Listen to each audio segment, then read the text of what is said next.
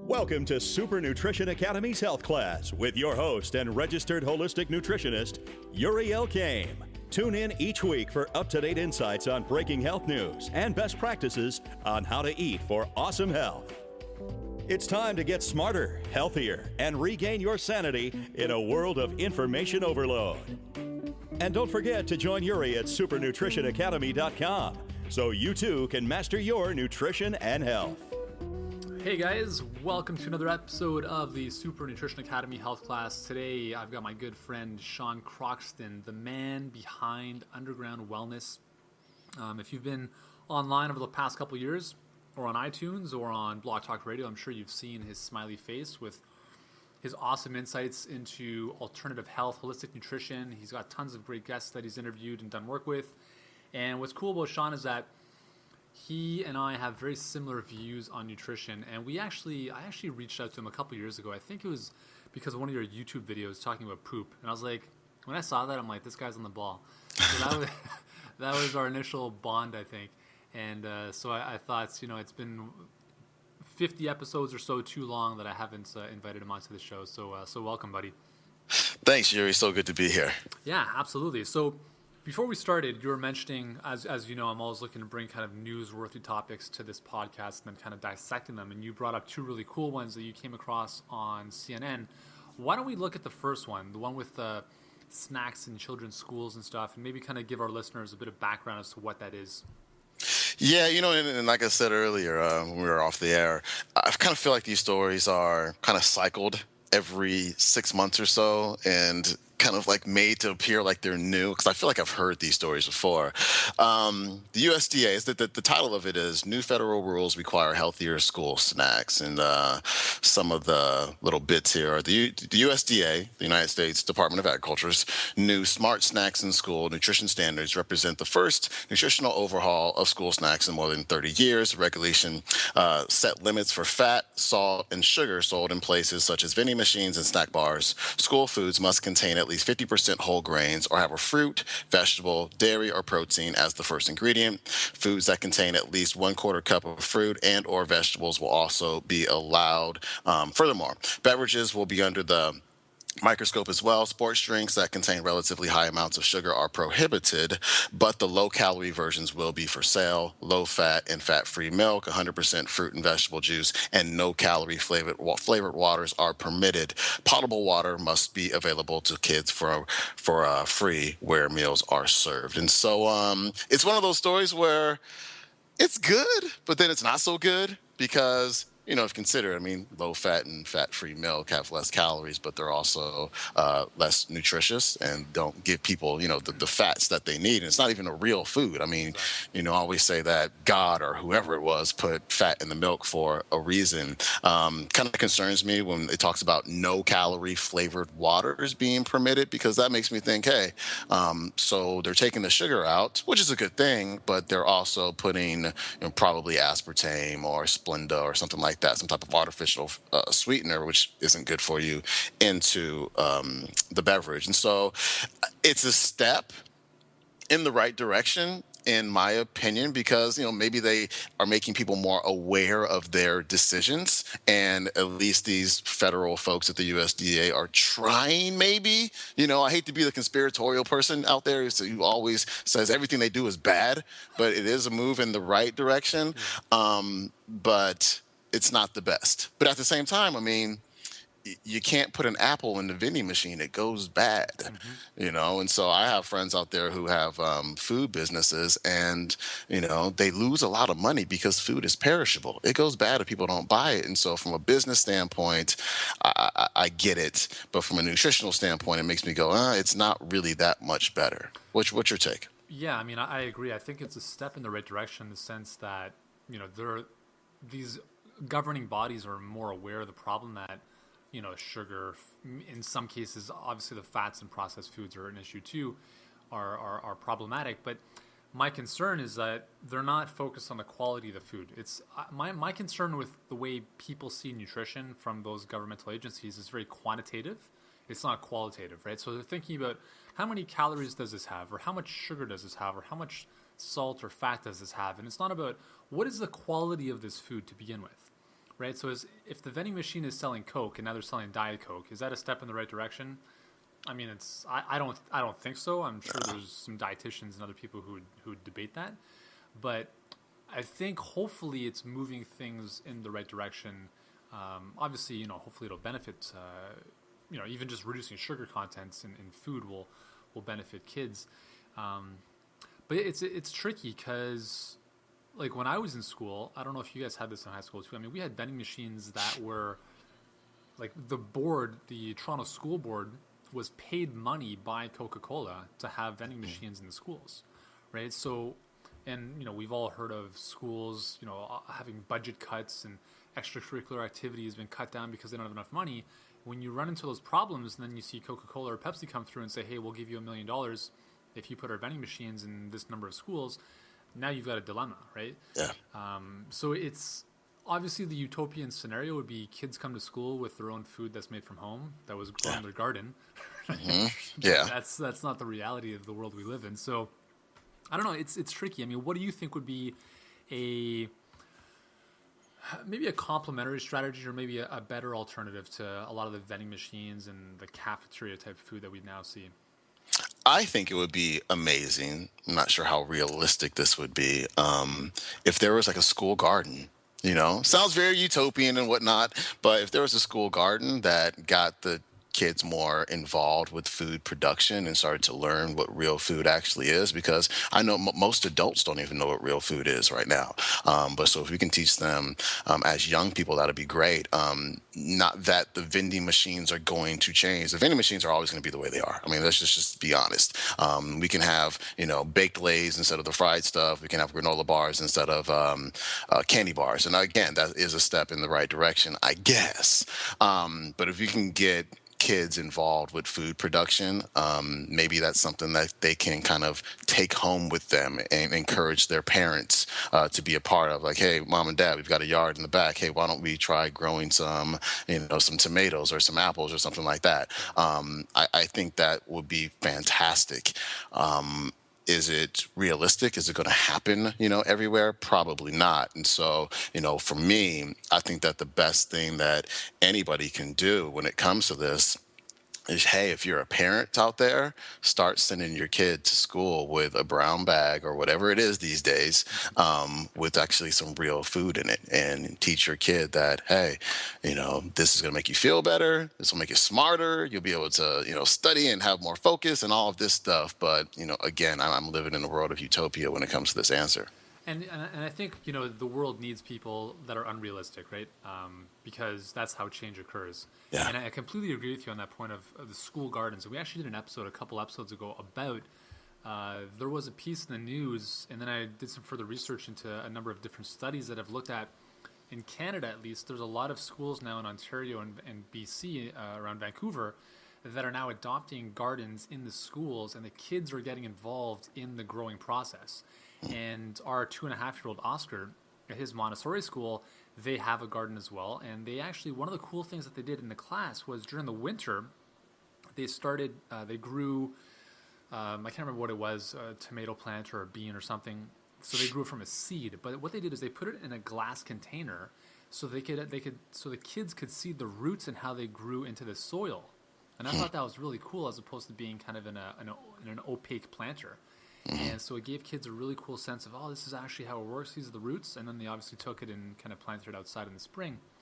But I think stuff like that is definitely not as convenient as obviously as a vending machine. But I think that's what needs to happen on a systemic level, for kids to take more ownership in, how food is produced. And the thing is that the studies have shown that in schools where we have these gardens, and what happens is two things. First of all, kids eat more fruits and vegetables, and then there's also a link between having the school gardens and the obesity or overweight rates in those schools, which is pretty cool. So basically, the correlation is that if you're growing your own food, by nature, you're simply eating more fruits and vegetables, which means that you're naturally not eating the other crap, which means that you're obviously not as heavy as some of the other kids who are eating the other crap. So I think that would be obviously incredible. And I don't know. I mean, logistically, especially if you're in California, I mean, like, oh my goodness, right? Like, talk about the land of where to grow stuff. Yeah. It would be just incredible for more schools to do that. Yeah, absolutely. Do you feel like this story has just been recycled over and over again, or is it just me? I don't know. I mean, I think all these health stories are recycled over and over again. They're new spins on them. Like even a lot of the scientific studies. Like, do we really need more scientific studies showing that sugar is the cause of diabetes? Like, and then it's on the 6 o'clock news. Like, really? Don't we know that already? Yeah. Yeah. I mean, I definitely think there's a lot of this stuff that's recycled. One of the cool things that we talked about on one of the previous episodes with respect to kids, and this kind of ties in with this discussion too, is that they looked at kids' nutrition and they wanted to see whether what the kids ate and how the kids ate affected their cholesterol levels. And what they found is, so they looked at 1,000 kids between the ages of 3 and 5 years old, and they found that what they ate had very little impact on LDL cholesterol. What they found though, and this blew my mind, was that how the kids ate negatively affected their LDL. So by that, they looked at, were kids eating in front of the TV? Were they eating with an iPad or an iPhone in front of them? Were they stressed out? Were they distracted?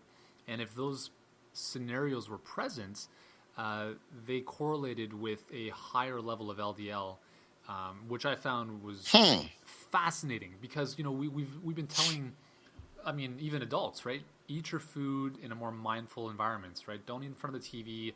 Take your time with your food. Be present with your food.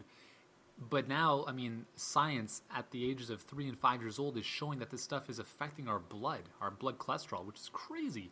So I thought that was really fascinating. So the actual activity of what they're doing while they're eating affects their cholesterol? Yeah.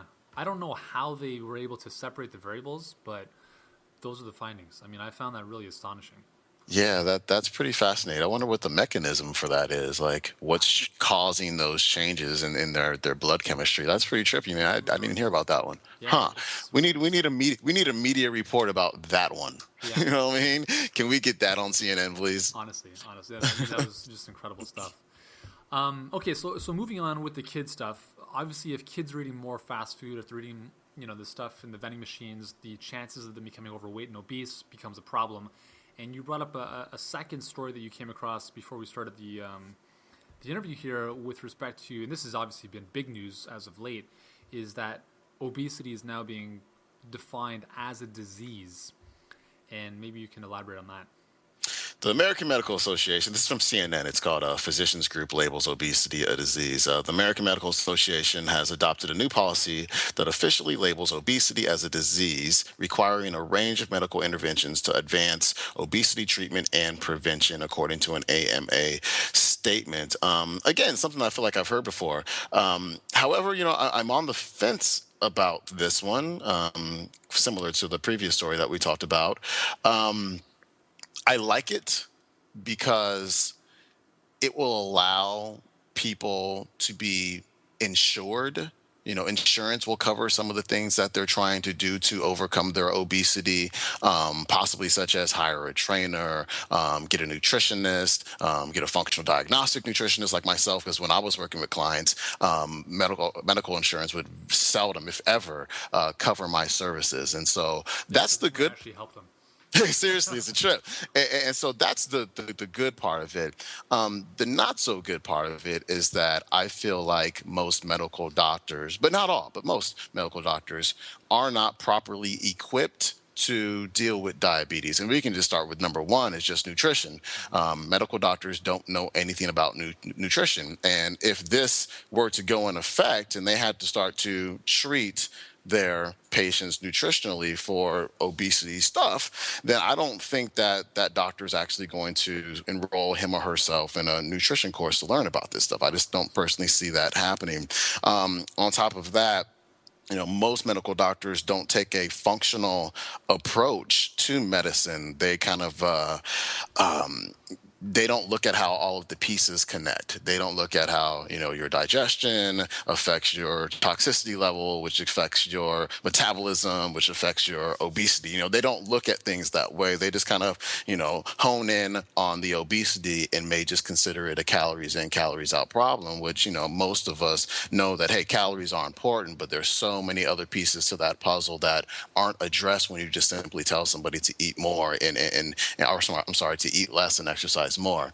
And so I just want to make sure that people are getting the proper treatment for the obesity that they have. And not just that, I want to make sure that they get the proper treatment psychologically, because for a lot of people, obesity is a mindset issue or, some type of behavioral issue that I think they may need some help with. And so if they can get that stuff covered by insurance and it's effective and it works well and they're being, treated by somebody who knows their stuff, I'm all for it.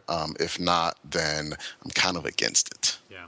See, my question is like, why now? Like, why is it that, what's the difference? Like, why does obesity have to be defined as a disease? I mean, it's almost like with the DSM for psychological problems, that encyclopedia of disorders that they've classified, it almost seems like they come up with new disorders, like gambling addiction is a new one apparently. Mm-hmm. Yeah. And it seems like the more names they give a problem, the more doors that opens for pharmaceutical companies to come out with quote unquote treatments for those problems. So my concern is that now they're saying that this is now officially a disease, and now companies like, all these pharmaceutical companies have free reign to come out with all sorts of medications that will help people lose weight or do whatever. So I don't know if that's going to happen. That's just kind of, it's in the back of my mind. So I'm trying to think of like, why, like what's the benefit here? Like, what? I think people already know that they're fat, that we're out of shape, that we're kind of far gone. It would be amazing if the government, at whatever level, decided that they were going to back or take care of things like personal training or consulting with a nutritionist. Because I remember when I was personal training, I mean, this is a discussion that came up time and time again, and this was, I think it was from an insurance perspective, the discussion was this. Again, this is almost like 12 years ago now. I remember talking about this with a lot of people in our gym, because there was discussion about, can we get this covered? Can we get people's training sessions covered, or at least part of it? And it was a back and forth with whatever government or insurance board we were talking with, and it was just like shot down. Yeah. And I don't understand why they won't cover stuff like that, because that is the stuff that is going to make the difference, right? If somebody can't hire a personal trainer because of financial reasons, that's a huge limitation to them being able to stay physically active, because we know they're always going to get better results with the trainer. They're going to have that accountability. So, I mean, it boggles my mind that kind of stuff would not be covered. And I really hope it is. I mean, I hope with the new kind of classification of this being a disease that it is. Mm-hmm. Yeah. And compared to the price of medications and frequent doctor visits, although personal training is not cheap, it's relatively cheap when you consider the alternative. Oh, yeah. You know what I mean? Yeah. Totally. So it doesn't make sense how insurance won't cover that, but, that's a whole other issue. Yeah, it definitely is. It's an interesting topic of discussion. I mean, I don't know how that's going to affect things here in Canada versus in the U.S., because obviously you guys are a little bit more far gone than I think we are up here. But I mean, what is your state? I mean, you live in sunny California. Obviously, it's an area where more people are active. Like, what is the environment like where you are? I mean, are people generally more health conscious versus different states? What is the mindset, the tone? I don't know, the forecast that people have with respect to this kind of stuff. Well, I would say in my specific area, living in San Diego, people are generally fitness minded, because of the weather out here. It's outdoor weather most of the year, especially this time of year. It's beach weather, so people are pretty much in the gym year round, and so we are a very physical bunch around here, especially in downtown San Diego. It's just like a lot of good looking people who are just really fit. I can't speak for the rest of the state. Northern California, the San Francisco Bay Area, I frequent that area because my mom lives up there, and they're very dialed in with food. There's so many awesome real food restaurants to go to Yeah. in Northern California. It's ridiculous. So the food is right up there. I'm going to say that the fitness is not, quite on par with what it's like in San Diego, but It's too many hills. yeah, and it's also the weather. Yeah. People kind of bundle up in the winter. They don't exercise as much up there because it's pretty cold. But again, out here in San Diego, we are very fitness minded, not as food minded out here. You can't find as many good, healthy, real food restaurants in San Diego as you can in the Bay Area, which is kind of odd.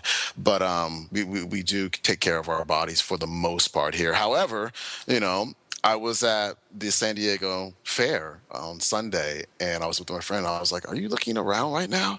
Like, there are a lot of like obese people here. Maybe it's just something that stood out to me because we were in the, that part of the fair where they serve the deep fried Twinkies and Spam and things like that. Yeah. Maybe it's just all kind of connected. But in San Diego, in the area that I'm at, people are really fit, but maybe in the outskirts and some of the surrounding areas, it's not the case. But I really don't frequent those areas so much. I'm kind of a homebody, to be honest. So yeah, I kind of stay in my hood. Yeah. Yeah, it's definitely interesting. I mean, it's something I noticed, like, now that we've moved out of Toronto, we live in a smaller town. Like, you definitely notice more. It's actually ironic because living in a small town, you think historically real food came from the country, right?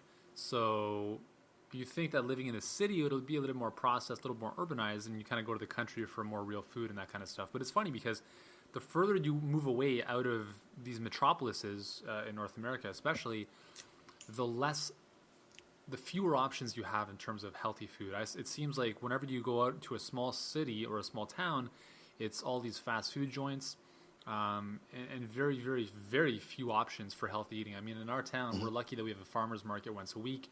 We have one or two restaurants that are a bit more health conscious. We have a decent butcher. But other than that, I mean, the quality of health here, I mean, just seeing people, the amount of smoking that goes on, drinking.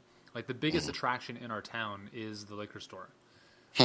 That's literally the kind of the sense of things here. But again, there is a segment that is a lot more health conscious. But living in Toronto, it's very different. I mean, if you live in the right areas, people are definitely more health conscious. They're more active. There's obviously more access to better restaurants, healthier foods. And I just find that it's just such a weird anomaly. Like, we have so much amazing land to grow stuff on, and all that food is being sent into the city, whereas we're kind of depending on Wendy's and these different fast food restaurants out here. So it's really weird. Is there the option of connecting with some of the people out there, the farmers that grow food in those areas, and getting food from them directly? That way you don't have to rely upon some of these fast food places? Yeah, there is. Yeah.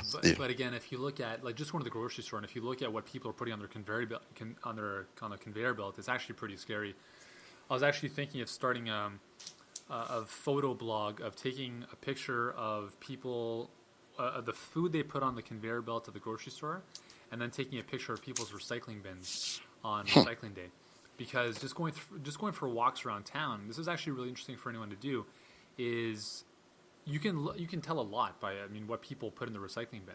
I mean, if you just see bottles and bottles and bottles of Coke or alcohol containers, it kind of gives you a good reflection of what's happening there. So yeah, there's definitely co-op programs like that, and a lot of the organic farmers around here are doing more of that stuff. But my goal is, like, I really want to get that awareness to the people who need it the most, right? Exactly. Which is tough. Yeah, it is very tough. And people actually have to make that decision and that have to put forward that effort in order to get the right foods when they don't have a lot of access to it. And, what I like to do, I very seldom shop at regular supermarkets, but if I find myself there, usually I can look in somebody's cart even before, like, looking at them, and kind of know what their body is going to look like by just the foods that are in there. Because it's usually processed this, processed that, low fat this, non-fat yogurt, on. And then there's all this other processed stuff in there. You just kind of know what they look like. And I can shop at farmers markets, and there's healthier people there, it seems. I shop at Whole Foods as well. And when you go to Whole Foods, not that I'm the hugest advocate of Whole Foods because there are issues there as well. It's just a much healthier consumer due to the foods that they buy. And so, it always goes back to the foods that you eat. You are kind of what you eat, and well, you are what you digest as well, and all that stuff if you want to get technical, but you are what you eat. So you got to make the right decisions. And so if it's important enough to you, and you really care about your health, you will take that extra step if you live in one of these areas that doesn't have the amount of access that we do in the cities to get what you need. Mm-hmm. I don't know if it was Tony Robbins who once said success leaves clues. And you could say that with like obesity or unhealthiness, right? So if you think of a clue being looking at somebody's grocery cart, you can look at somebody's grocery cart and say, wow, that's actually very impressive. And you could, in that case, success would leave the clue being obviously the good foods in that grocery cart. On the flip side, as you just mentioned, if somebody is completely unhealthy and overweight, there's going to be clues that will point directly back to that same that grocery cart that person has. They might have tons of boxed or packaged foods and all sorts of crap. So it's it's interesting. It's yeah. Hopefully one day at a time we can make a positive change. That's what we're trying to do, buddy. That's what we're doing. That's what it's all about. So what are you working on now? What's new and exciting that our listeners can take part in your world? Well, I'm in my third week of vacation right now. I've just been kind of hanging out, not really doing anything much work related, just reading books. I actually read a book the other day called The Day My Brain Exploded about this guy. It's actually a really good book. People send me books all the time because of the radio show, and this was kind of like a novel, so I kind of put it aside. But I was like, oh, let me read this week. And so I read it, and it was such a good book about this guy. He was doing something that I probably can't mention over the air. You might be able to imagine. And when he was finished, his brain exploded. Like he had something, it's called an AVM. I can't remember what that stands for, but the arteries and veins in the brain in like a little select spot are all tangled together. And at some point in that person's life, it's a congenital thing. So they're born with it. At some point in that person's life, and they don't even know what's going on, it bursts. And so it's about his journey to recovery. And it's actually a really good and really funny book. So I highly recommend that to people. I'm reading a book right now, just started, about this lady's journey through Alzheimer's. And so it's not totally health related. They're kind of novelist type of books. So I've been reading that stuff. Just chilling, man. I feel like underground wellness has really changed maybe a little bit too much. And you and I have talked about like dilution of brands and stuff like that.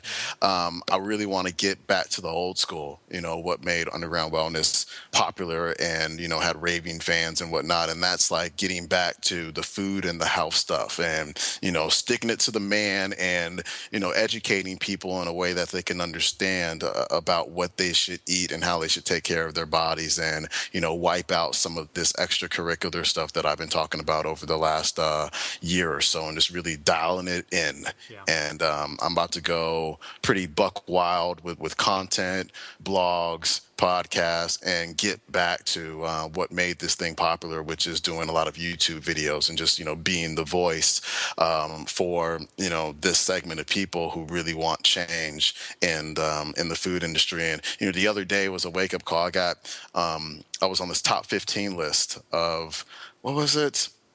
People who are looking for change or something, trying to create change in the American food industry. And, it was like Michelle Obama and Michael Bloomberg and Joel Salatin and Rob Wolf. And like, I was on that list and I was like, this is great, but I don't feel like I really deserve that because, over the last year and a half, I've really gotten away from that. So I was like, hey, if I can make a list like that, doing what I'm doing now, imagine what would happen if I really, really committed myself to it. And so that's the plan next Monday when I get done with vacation, just to go buck wild and really tackle this thing and put 110% of my effort into it. That's awesome. And one of the things I love about the way you run your business is that you mandate vacations like this. I mean, I don't know many other people who take like 3-4 weeks off. Like you'll do like a summit and then you're like, I'm gone for 6 weeks or 4 weeks or whatever it is, which is awesome. And I think there's a lot of lessons to be learned from that because you come back from that, you're fresher, you got new perspective, you have time to reflect and kind of just totally disconnect. And obviously, if you don't own your own business and you're working 9 to 5 in a job, it's a little bit tough to do that. But I think there's a really some really valuable lessons out. Like, I mean, for you, what's the Like, why is it that you feel you need to take that time off? Like, what does that give to you as you come back and kind of, come back into the thick of things afterwards? Like, what does that do for you? It allows me to refocus. It also just really allows me to recharge my batteries. Those summits take a lot out of me, like a lot. And this summit, the Sexy Back Summit, the most recent one we did, was literally 3 weeks of go, go, go, go, go, go, and that was after, 3 weeks or 3 months, I should say, of actually putting it together and dealing with that thing. And, running that thing just drains my batteries. I'm running on adrenaline the whole time. And I probably did some things that I shouldn't have done, like, being in Vegas for a week while I was running it and having friends come in and doing stuff like that. I was just doing too much. And I remember the day after it ended, I was like feeling amazing. Like, yeah, we did it. Da, da, da, da.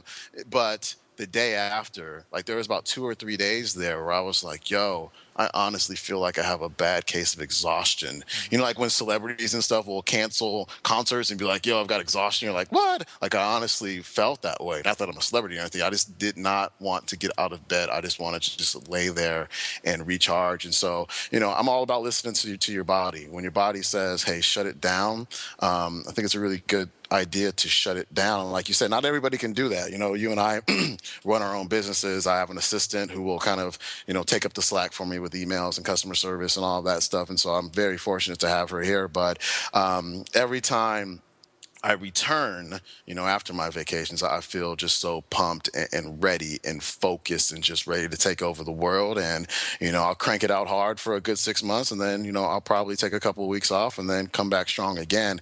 Todd Durkin taught me something a long time ago. And he color codes, Todd Durkin, fitness trainer. He taught me about color coding the calendar. And I don't personally do this, but I always keep it in mind. It's green machine. Green machine is when it's, it's go. You go, go, go. You're making your money. You're helping people. Yellow is, when you slow things down, just kind of scale back a little bit. It's almost like training. You can't just keep beating yourself up week in and week out. You need those kind of slower weeks where you recover a bit. And then, hello? There? Yeah. Sorry, we just lost you, buddy. That's weird. Huh. That never happens on this computer. Where was I at? You were talking about how Todd Durkin was talking about you're at the yellow, I think, stage of the Yeah, and yellow is when you slow it down a bit, and then red is when you stop.